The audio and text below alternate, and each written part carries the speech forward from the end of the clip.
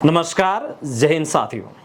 जहां एक तरफ सरकार संसद में नई सैन्य भर्ती योजना अग्निपथ योजना को लेके किसी भी प्रकार की चर्चा को लेके असमंजस की स्थिति में है, ठीक वैसे ही सरकार के सामने जब सांसद पुरानी भर्ती प्रक्रिया बोले तो आर्मी एग्जाम, एयरफोर्स एनरोलमेंट या रिजल्ट के मुद्दों को लेकर जब सरकार से सवाल करते हैं तो सरकार वहां भी असमंजस की स्थिति पैदा कर देती है। वाकया है, संसद में एक सांसद के द्वारा पुरानी भर्ती प्रक्रिया जिसमें आर्मी एग्जाम को लेके, एयरफोर्स एनरोलमेंट को लेकर सरकार के सामने कुछ सवाल रखे। स्क्रीन के ऊपर आपको ये लेटर दिखाई दे रहा होगा, ये अक्सर लेटर नहीं है, ये सरकार के सामने उस सांसद महोदय के द्वारा रखे गए सवालों का ब्यौरा है। जी हां, इन सवालों के तहत इस सांसद ने पूछा कि उस जगह की सेना रैली भर्ती का वर्तमान स्टेटस क्या है। अगर सेना रैली भर्ती कोविड महामारी के कारण रद्द कर दी गई है तो वर्तमान स्थिति क्या है। अगर रद्द नहीं की गई है तो फिर युवाओं को क्या ज्वाइनिंग लेटर भी दिए गए हैं। यहां ज्वाइनिंग लेटर का दावा केवल एयरफोर्स एनरोलमेंट की भर्तियों को लेकर किया जा रहा है। ठीक वैसे ही आर्मी एग्जाम से जुड़ा हुआ सीधा सा कोविड-19 की दौरान भर्ती के द्वारा भी किया जा रहा है। साथियों, सरकार ने इस जगह जवाब देते हुए कुछ बातें कही है जो आप स्क्रीन के ऊपर देख पा रहे हैं।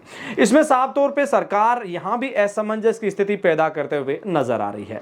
वो कैसे? क्योंकि सरकार को अगर एग्जाम, जब भारतीय सेना कह रही है कि आपका आर्मी एग्जाम रद्द कर दिया गया है, जिसको लेकर नोटिस भी जारी कर दिए हैं, तो फिर सरकार यहां साफ तौर पर क्यों नहीं लिख रही कि आपका आर्मी एग्जाम है वो रद्द कर दिया है। चाहे संसद में सरकार की बात करें या फिर इन भर्तियों से जुड़े हुए रिक्रूटमेंट के अधिकारियों की बात करें, किसी भी अधिकारी के द्वारा या सरकार की ओर से अभी तक लिखित तौर के ऊपर एयरफोर्स एनरोलमेंट को लेकर सही तरीके की स्थिति नहीं बताई जा रही है। और यहां तक कि एयरफोर्स के अधिकारी तो अभी भी इस बात का दावा कर रहे हैं कि आप सीएसबी की ऑफिशियल वेबसाइट के ऊपर जाइए, चयन प्रक्रिया जो वायु सैनिकों की होती है उसकी ऑफिशियल वेबसाइट पे जाइए। अब उनको यह पता नहीं है कि उस वेबसाइट के ऊपर उस भर्ती प्रक्रिया से जुड़े हुए सभी डेटा है वो हटा लिए गए हैं या वो वेबसाइट ही क्लियर कर दी गई है। युवा इस बात को जरूर समझ रहे हैं, लेकिन जैसे ये युवा सरकार या फिर इन अधिकारियों के सामने सवाल दागते हैं तो उन सवालों के सामने, चाहे बात सरकार की करें या फिर उन अधिकारियों की, उनके जवाब है वो भिग्गी बिल्ली की तरह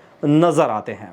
अब युवा इस बात में ये ज्यादा तलाश रहे हैं कि सरकार आखिरकार किस कारण के चलते अभी भी लिखित तौर के ऊपर सही तरीके से जवाब नहीं दे पा रही है। युवाओं को भ्रम की स्थिति में 2 साल से रखा और यहां भी भ्रम की स्थिति नजर में आ रही है। साथियों, ये बात हमने जब कानून के जानकारों से शेयर की कि क्या सरकार लिखित में ये देने से क्यों हिचकिचा रही है, तो सरकार के इन तमाम उन जवाबों के ऊपर उन कानून के जानकारों का कहना है कि ये युवाओं के लिए पॉजिटिव पॉइंट है, क्योंकि सरकार हो सकता है इस बात की स्थिति में हो कि कोर्ट में हमें पहले जवाब पेश करना है और उसके पश्चात ही हम एक तरीके से सही तरीके की स्थिति क्लियर करेंगे। वहीं दूसरी ओर युवा इस बात को मान रहे हैं कि सरकार ने हमेशा हमें भ्रम की स्थिति में बनाए रखा और उसी भ्रम की स्थिति को बनाए रखने के लिए, हमें निरंतर कमजोर करने के लिए अभी भी वही की वही कड़ी या वही के वही हथकंडे सरकार इस्तेमाल कर रही है।